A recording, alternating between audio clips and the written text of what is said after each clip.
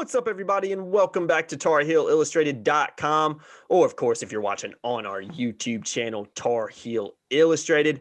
I'm THI staff writer Jacob Turner, and joining me, as he always does, our very own publisher, Andrew Jones. And Andrew, we're here for another episode of our UNC football ISO series. We've been running these out really throughout the summer. So if you haven't seen the number of videos we've already done on guys, make sure you go check those out, and also stay tuned for a few more we'll be running out over the next few weeks. But before we dive in to Kyler McMichael, who we're going to be focusing on in this video, we've got a great promo going on right now at TarHeelIllustrated.com.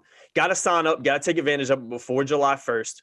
But if you sign up using the promo code VISITS2021, you get free premium access to our site until August 10th of this year. So you can get a good solid, month and a half, depending on when you sign up. Could be 2 months if you take advantage of it early. You can get really, really good access to our site.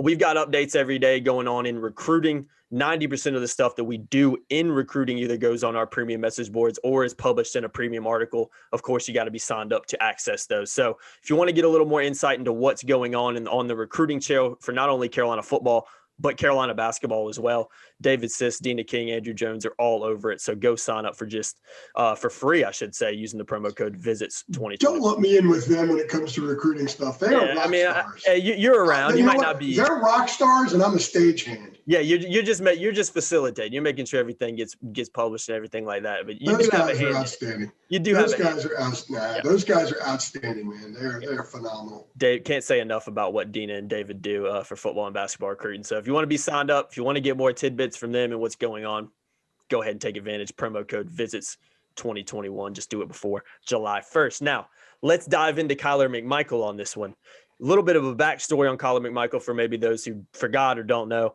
A guy that played about 103 snaps during his freshman season at Clemson, won a national title with them. So just him and Mac are the only guys in the program that have won a national title and have a ring. So that's a pretty cool thing. I guess they've got a little bond in terms of that. Then decided, you know what, want to go somewhere else, decided to transfer to Carolina, sat out the 2019 season, and last year came in and played for the Tar Heels, started at cornerback, played just over 500 snaps, I believe. So was a guy that saw the field, dealt with some injuries as well. But I thought Kyler McMichael was a guy that impressed last year. I thought early on he I wouldn't say struggled, but he had a few plays and seemed like he was the guy kind of in that DB room that was getting targeted a little bit more maybe than the other guy on the other side of the field, because there's a few plays that stick out, big plays in particular during the year where it might have been, not saying it was completely his fault, but the guy that was running with that receiver at the time was Kyler McMichael. But I say that as a caveat to say he was a guy that I thought improved throughout the season as well. And I don't think it really should come as a surprise at all that maybe he started out a little bit slower when you just consider, only played about 100 snaps at Clemson as a freshman, then had to sit out a year and then had to get thrown back into the thick of it playing. So he was a guy that over, a few year period just didn't see and didn't play a lot of actual live game reps. So no surprise that maybe he struggled a little bit early on, but I thought what we saw from Kyler McMichael was a guy that could be relied on, consistent. And you talk about a guy that's just physically built to play that position. He's not the tallest kid in the world, but you talk about a stocky kid that's built. I remember Dre Bly told us that, I think, in the offseason going into last year. I think he compared him like Herschel Walker or something like that in terms of his strength. I'll never forget that quote from Dre. Natural strength is up there, and you can really see it when you get to see him up close and personal. So we'll talk a little bit later in this video about maybe what his role is on next year's team. But right now, what are your impressions of Kyler McMichael from, seeing him play at Carolina for a season and getting to cover him a little bit? Well, to what you were talking about, it takes a different kind of dude to be a corner. Yeah. Because, if you're a defensive tackle and you get beat, not a lot of people are always going to see it. Yeah. If you're a linebacker and you make the wrong read and you break the wrong way and the kid gets 8 yards, a lot of people aren't going to see it. If you're a corner and you get beat, everyone's going to see it. So you've got to have a very short memory when you play corner. There's a reason a lot of football players who are also baseball players were corners, because we have great baseball players. You have to have the shortest memory in the world because it's the most humbling sport out there. Football's similar when you play at the corner there, when you're exposed out there like that.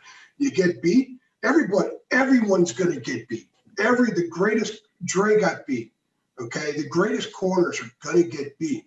But you got to have a short memory. You got to be able to man up and make the next play if you have to.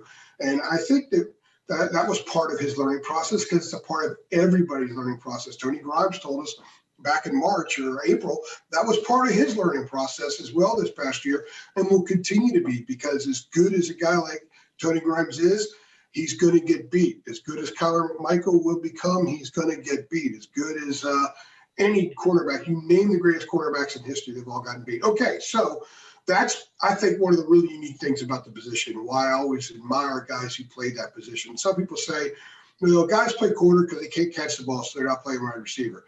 I totally disagree with that, because you could run 100 routes in a game and never get the ball thrown at you. Yeah. And what is your impact on the game? Maybe you take the attention away from the defense a little bit. Corners have direct impacts on the game. It's one of the reasons why they're paid so much at the NFL level. Carolina has 3 of them. They got 3 corners that they absolutely love: Storm Duck, Tony Grimes, and of course Kyler McMichael. Kyler was the number 53 player overall in the country in 2018 when he went to Clemson. Tony Grimes was a 5-star kid. Carolina has not had this kind of recruited talent, even though McMichael didn't go straight to UNC out of high school, at that position in a long time, if ever. Mm-hmm. So, and they're in really good shape with 3 kids. If you got Storm, Duck, Grimes, and McMichael, let's say Duck and Grimes start. McMichael can play both spots, and he could be the 3rd guy, and he could give them a little bit of rest. You've got 3, I think, potentially frontline type dudes rotating their corner, and you have a lot more depth in that room as it is also, guys who have proven they can play. But that's high-end stuff right there. McMichael needs to be more consistent. He graded out 81.2, I think it was, at Miami. Everybody in the Carolina uniform played extremely well that day. Yeah, that was a great But then he had some games in the 40s. It's consistency for him, and that's part of the learning process. It's not easy playing corner. You got to be so mentally tough to play that position. And I'm sure that Dre talks to those guys about that every single solitary day. I expect more consistency from Kyler McMichael, and that means those PFF numbers are going to go up. If he's in the 70 range of PFF this year, and his low end is maybe a 58, then I think you're going to have an all-ACC caliber guy. Mm-hmm. And he may not even be the starter, but he could be an all-ACC caliber guy, filling in for 2 other all-ACC caliber guys. Mm-hmm. Mm-hmm. Yeah, it's a great caveat to what I wanted to ask you about next.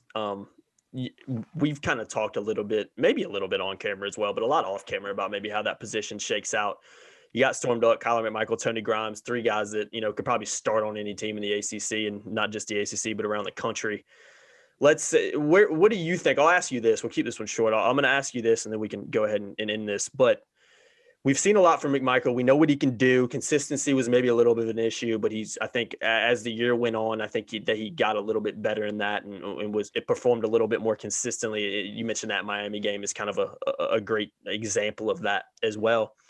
What do you think his role on this year's team? Do you foresee, if somebody asked you right now and you had to predict, do you foresee maybe him being that 3rd guy because maybe he's a little bit more versatile in what he can do at the cornerback position? Do you think he may end up starting at that position based on what he did last year?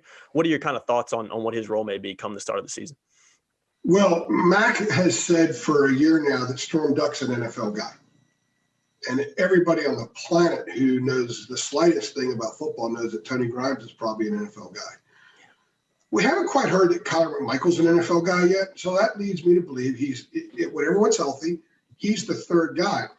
Now, I think there's some NFL potential there. You're not rated as high as he was coming out of high school, and have some of the high-end moments he had last year if you're not an NFL guy. He's also got such great competition. He's only going to get better being around those guys.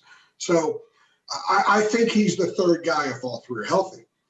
But he's probably as good a 3rd corner as you'll find in the ACC. Oh, yeah. Although maybe Clemson has something a little bit better because that's Clemson.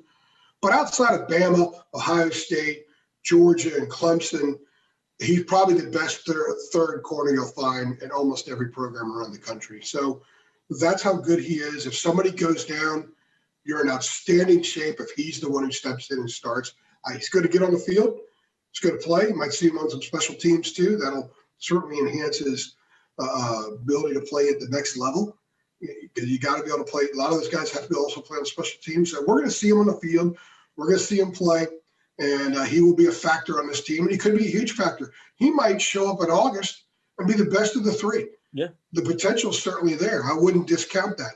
But all things being equal, I would think he's the third guy, but an extraordinarily valuable third guy and someone who will help this football team. Consistency is his key, though. Mm-hmm. You know, if he's going to get 20 reps a game, if everybody's healthy, and he's going to play 10 at one quarter, 10 at the other quarter, he's got to be consistent. Mm-hmm. They need to know what they're getting if they're going to pull one of those other two out the field, because we've seen at linebacker, if the guys out there are so good, they don't like taking them off the field. Yeah. You got to be able to show that you could be right near that level. So that'll be a key for him. Definitely. And he played 515 snaps last year, wow, by the way.